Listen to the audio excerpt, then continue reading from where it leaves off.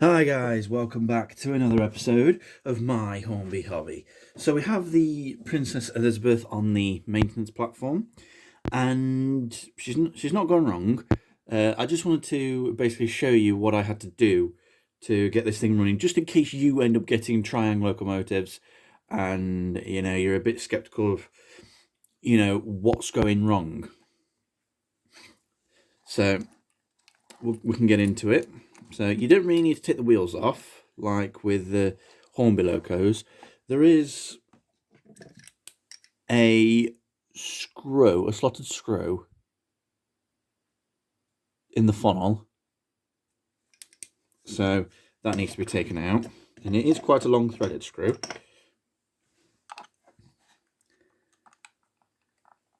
So in this video, I'm basically just going to try and explain as best I can what I had to do to get the princess up and running.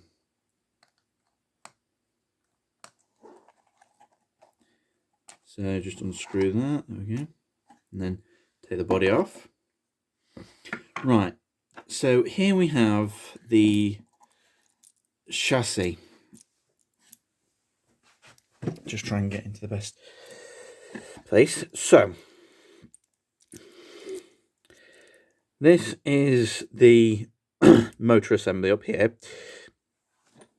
So what you've got here, that is the commutator, okay, which leads in to the motor. The motor is, well, the motor, that is pretty much the commutator, but it's on like a bar.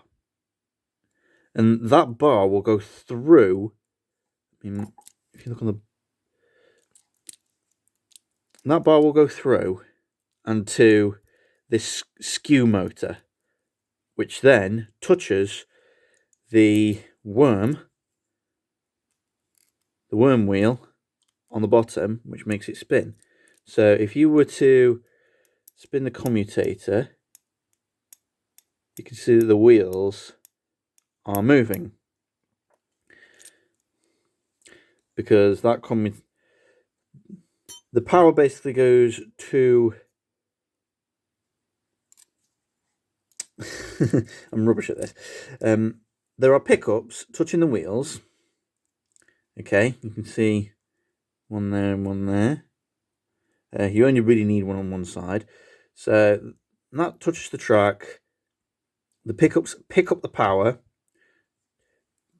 and take it into the motor and into the commutator, which then turns that to turn that.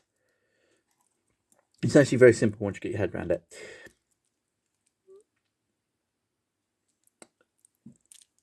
So what it really needed was a lot of lubrication, because that and the commutator was stiff, especially the commutator. That's nice and free now. But yeah, that were covered in cack, and so was that. So I took the motor housing off. I took the worm wheel out and used sewing machine oil to lubricate that, and not the actual commutator itself, but the points of contact, shall we say. So over here and over here. So the axis that it spins on, I had to lubricate. And that is basically it. Obviously, I had to do an extra step because I had to resolder these wires back together, because I manipulated them way too much and they ended up breaking. So I resoldered them.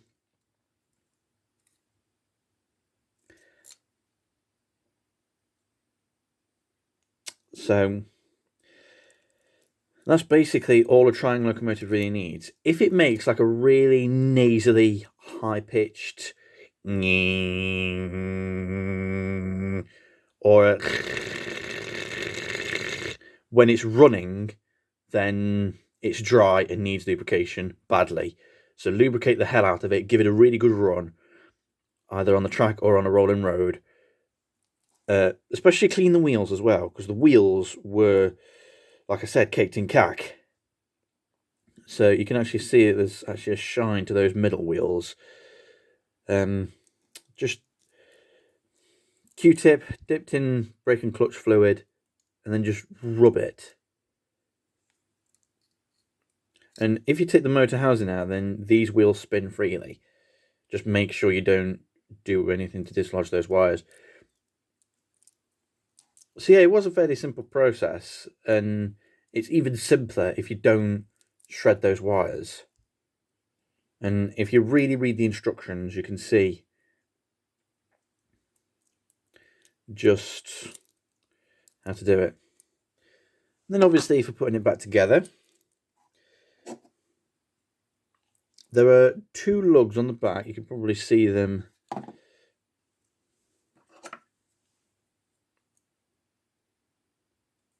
here.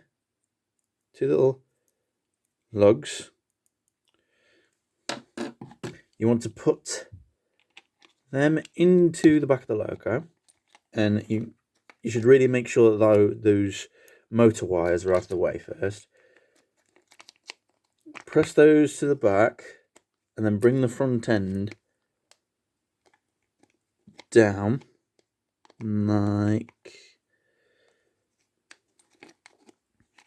just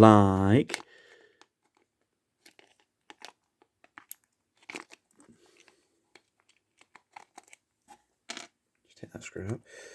Makes it easier if you leave the screw out.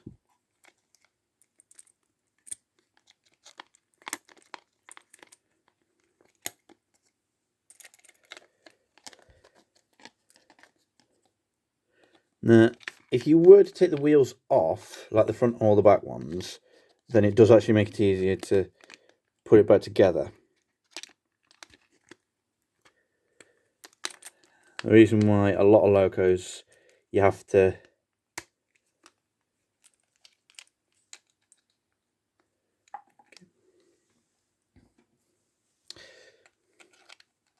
so screw back in.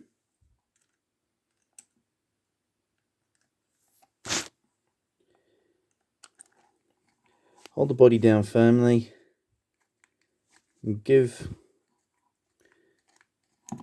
it a really good twist.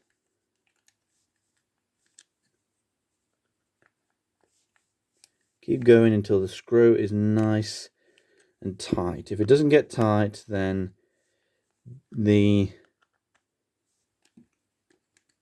shell and the body isn't quite aligned, like mine. I would say that that's on now.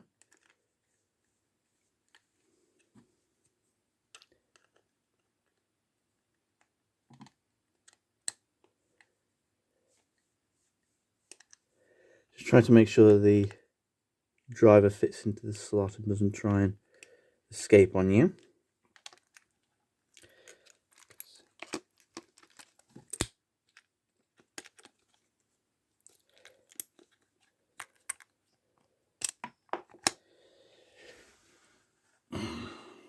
Now, Triang used a lot of slotted screws back in the day when they were making toy trains.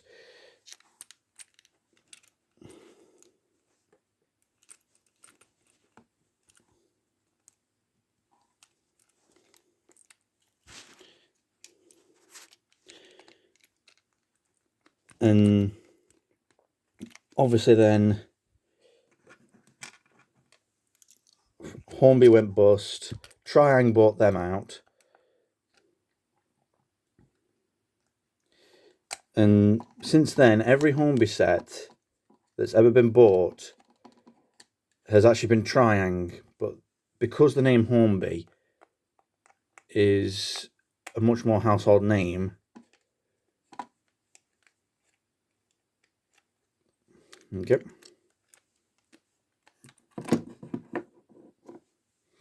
is a much more household name, you know, they thought, let's keep it as Hornby. So yeah, ladies and gentlemen, that is how I had to service my Princess Elizabeth. And obviously you can do this with pretty much any triang locomotive, the Cardiff Castle for example, because they're on basically the same chassis, the same wheel configuration, but with the Cardiff Castle it actually has brushes in the commutator which you have to take out and soak in brake cleaner.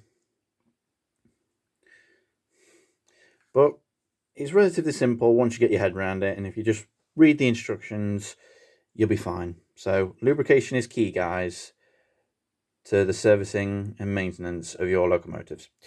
So that's it for this video. Hope you've enjoyed it. If you did, then like, comment and subscribe, always much appreciated. And until next time, stay safe and thanks for watching.